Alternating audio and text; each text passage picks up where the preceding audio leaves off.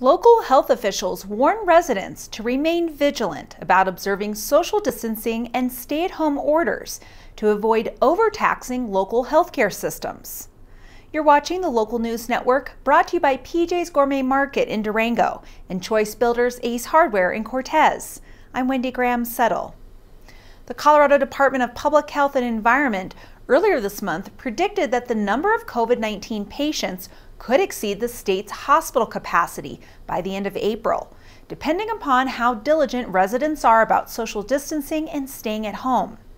And local healthcare officials say the Four Corners region most likely will have the capacity to care for the sickest patients if residents continue to practice effective social distancing to slow the infection rate. More than 200 confirmed cases of COVID-19 have been reported in San Juan County, New Mexico, and the 5-county region of southwest Colorado. More than 20 people have been hospitalized, and 7 have died as of Monday, April 13th. San Juan County, New Mexico reports the highest number of confirmed cases at 173.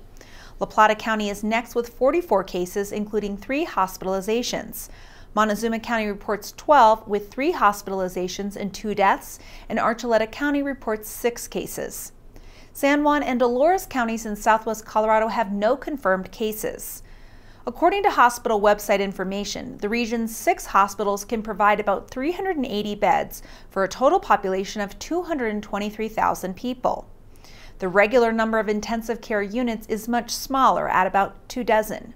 But each hospital also has the capacity to increase the number of beds to handle large-scale emergencies, and hospitals in Pagosa Springs, Durango, Cortez, Farmington, and Shiprock have been meeting since January to prepare for a surge in patients who need acute care for complications related to COVID-19, the respiratory illness caused by the coronavirus. Each hospital has come up with a plan that most of them, increase hospital bed capacity by 50%, if not double it, increase it 100% of where it is right now. But then the next step is to have all of these healthcare facilities working across the region for how they would triage and categorize patients so that we get the best utilization out of everybody's surged facility. So that's the goal. Everybody is actively at the table working on their plans and seeing how their plans coordinate and looking for gaps together. Jalon said the exact number of beds available for COVID-19 patients is constantly changing as hospitals adjust and readjust their response plans. San Juan Regional Medical Center has divided its hospital into COVID and non-COVID floors, and officials say they can double the hospital's 194-bed capacity on site. It also is working with the New Mexico National Guard and FEMA to create a 50-bed alternate care facility for patients who don't require acute care but aren't able to go home. Southwest Memorial Hospital in Cortez has expanded into an old hospital wing and its emergency medical center to provide an additional 60 beds more than the 25 it regularly has available. Opened back up our basically the old section of our hospital, the section that we utilized before we opened up the new inpatient section. And that's allowed us to, I believe it's add 38 beds. I think that was the number, pretty close to that. So that's going to give us a little over 60 beds available from that. We also can utilize, we've set up our ambulance bay as a sort of a secondary site also. And somewhere we could add somewhere right at 30 additional beds in that area to give us a capacity up to almost 90 patients that we could take care of should we actually get to that point. When asked about their plans to expand capacity, Mercy officials referred Local News Network's questions to a Centura System spokesman who declined to provide any detail.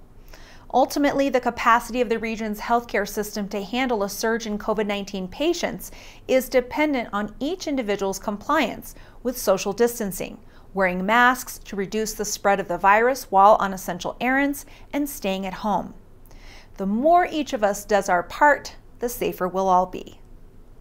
Again, what we've said from the beginning, that's the only way we can keep this under control. Is keep people, with social distancing, keep people at home. And fortunately, I think it is working.